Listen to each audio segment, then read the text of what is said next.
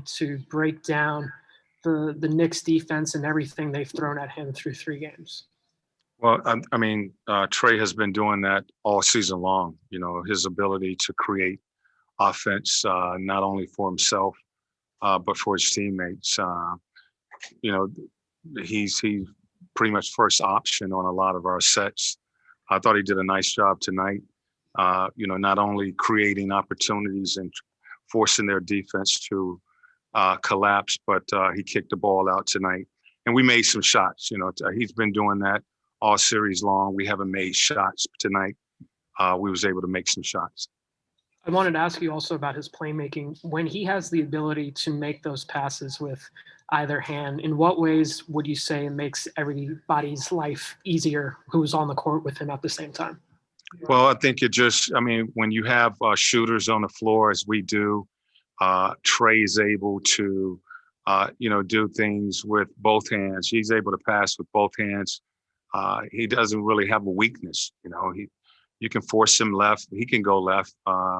He can go right. He can shoot the jump shot. He can attack the basket. He shoots free throws.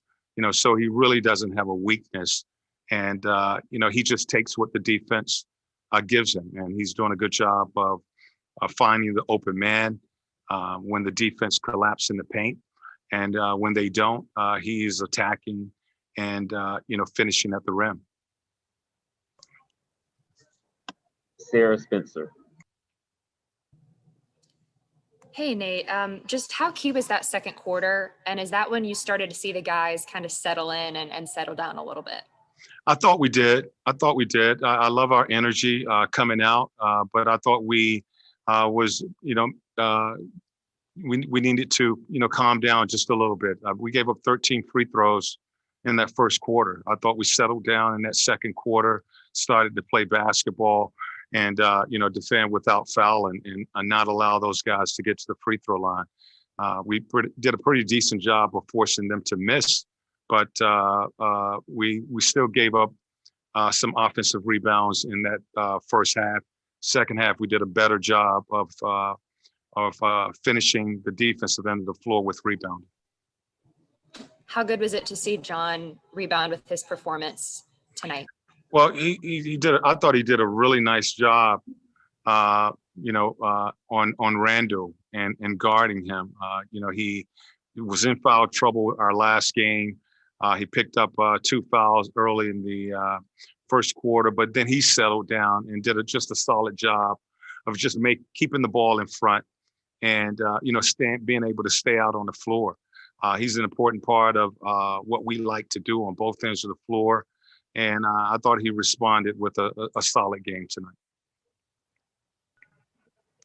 Zach Klein. Hey, Nate, have you ever been involved in a game where you win by double digits, yet the other team shoots nearly 4 times as many free throws and without trying to get you fined? Can you maybe explain the discrepancy between the 2 attempts and they're shooting from the free throw line and where you guys are in this series? I'm not touching that. I don't know. I have to look at the tape. A lot of times you feel a certain way at the end of the game. And when you go back and you watch the tape, the game is played a little different. For us, I thought we were attacking tonight and we were doing what we did in the last 2 games. Tonight, we made shots. We made perimeter shots. We didn't have to get to the free throw line. So I thought our guys were aggressive, attacking the basket, moving the ball. We had 28 assists. I think we were averaging around 17, 18 assists in those first 2 games. So tonight we made shots. When you're making shots, you don't have to get to the free throw line. Jeff Schultz. Nate, I know it helps that everybody shot well tonight, but it seemed like you made a concerted effort to always have either Trae or Bogey in the game, not to have both on the bench at the same time, unlike game 2. I'm just wondering what went into that decision. You look at your film, as we've said, and you make adjustments. As I said before, I study my film every night, and you make adjustments to how you want to attack. And trying to keep balance out on the floor. So I studied the tape and made adjustments. And the tape just told you that there weren't enough times in game 2 where you guys were able to attack, basically. Okay, say that again. And the tape told you that there were not enough times in game 2 where you were able to attack, especially when both those guys were on the bench. No, we've pretty much played that way most of the season. I just felt I needed to make an adjustment with my rotation. The tape told me a lot of things, and we made some adjustments in this game, and I like those adjustments we made. Steve Hummer. Yeah, Nate, what through the first three games of this series, what have you done so effectively to frustrate Julius? We've, whether we're frustrating him or not, I think, we've started Trae on him, and we just tried to get pressure on him and not allow him to, walk to his spot or get to his spot out on the floor. Try to get pressure on him. Trae is a little, he's big, but he can guard, on the, guys who can attack off the dribble. I thought he did a solid job. We had to switch Trae to Rose, and John did a solid job of just making him work, trying to stay in front of him, denying his catch, forcing his catch out, but, keeping your shoulders square and keeping him in front and making him score over the top, not allowing him to attack and get to the free throw line. Thanks. 11 Alive. Hey, Nate, just to have, a crowd like that behind you, just that energy, just first of all, just how does that feel? And just how does that help you guys, pull up? I mean, the shooting, just everything. How does that crowd help you guys? Well, I thought our guys really fed off of that. It was a lot of energy in the building. I thought we got a lot of energy from our guys. And, this is the first time really at home that they've played in front of a sellout crowd. We needed them. And I thought our guys, gave them energy by how they played out there. And, I thought our guys responded to that.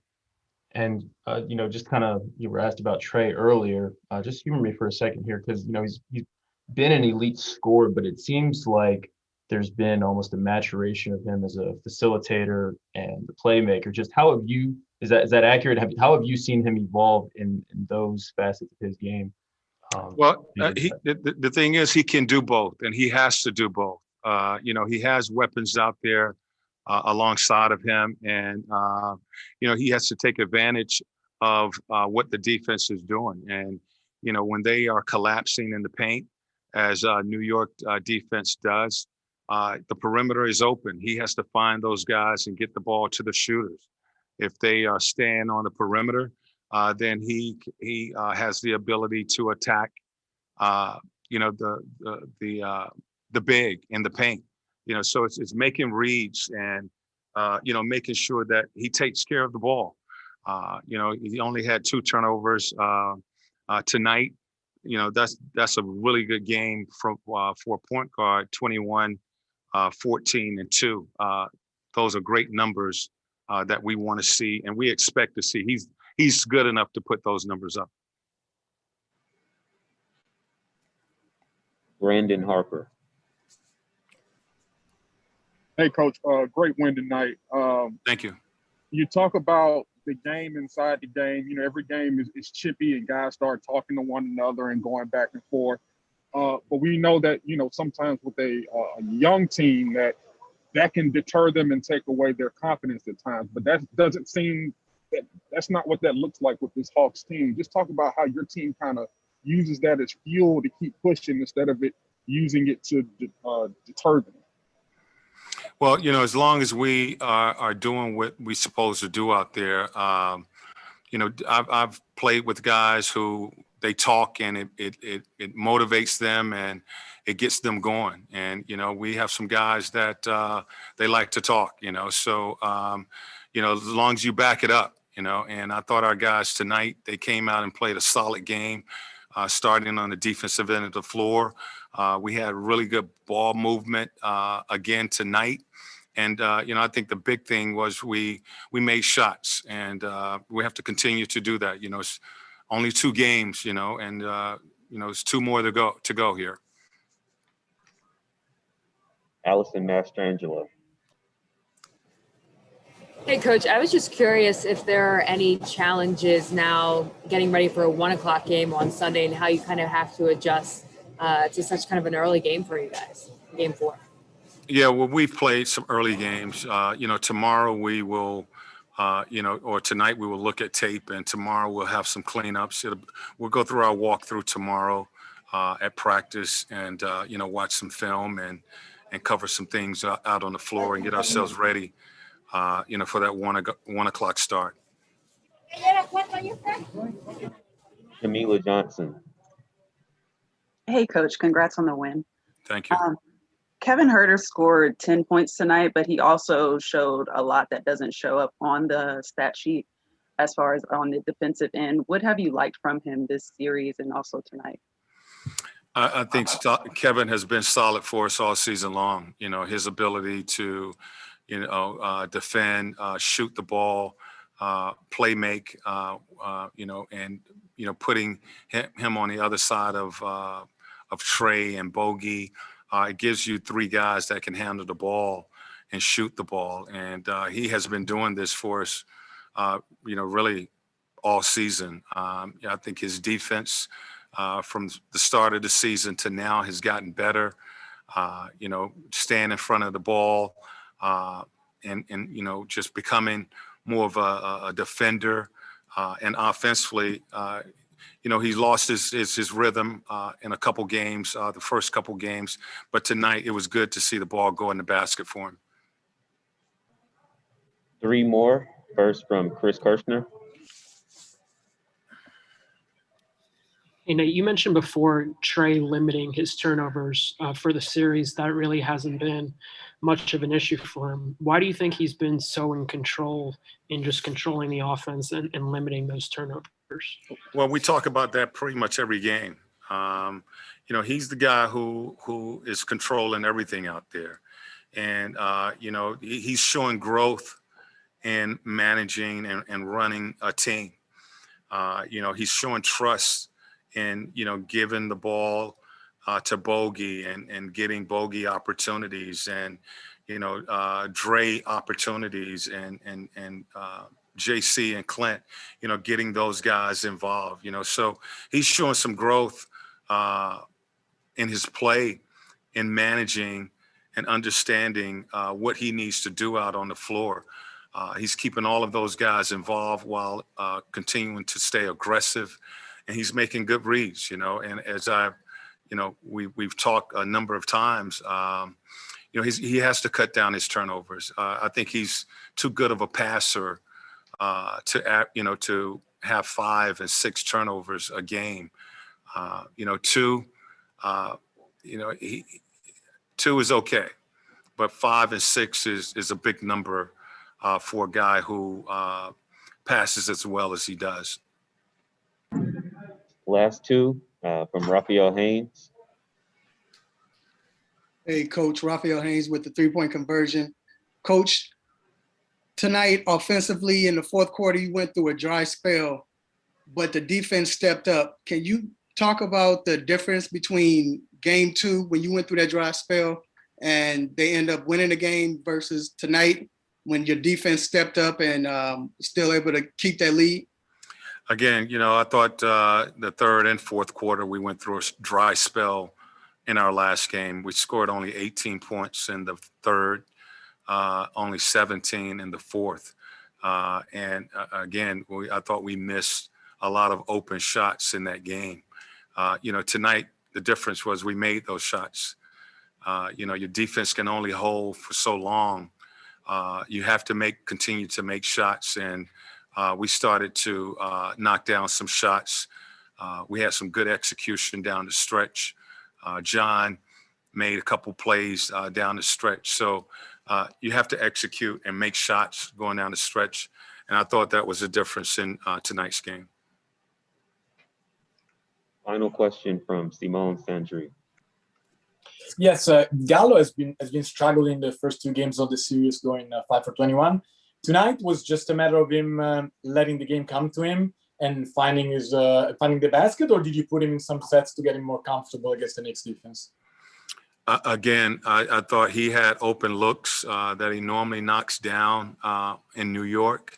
A lot of our guys did, and that ball just wasn't falling. At home, we felt better, shooting tonight, and the same shots that we were getting in New York tonight, we knocked those shots down. So, when we're hitting shots and we're defending like we did tonight, we're going to be tough, tough to beat. And, we've always talked about making this a tough place to come in and get a win. And tonight, we did that. Defensively, we were solid. Offensively, I thought we had really good execution, 28 assists, and that's due to us making shots. You, Coach. All righty. Thanks, Coach.